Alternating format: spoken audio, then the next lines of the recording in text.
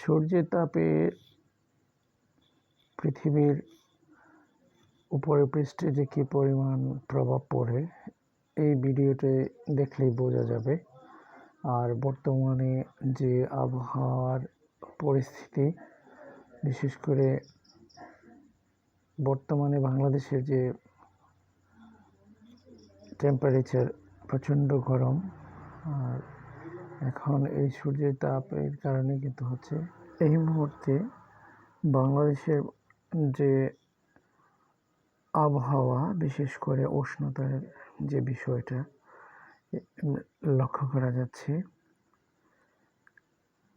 এই বাংলাদেশের যে চিত্রটা, যে লাল বর্ণের আভা, এটা হচ্ছে মূলত গরম আবহাওয়ার একটা স্যাটেলাইট ম্যাপের সাহায্যে দেখা কি পরিমাণ মানে গরমের যে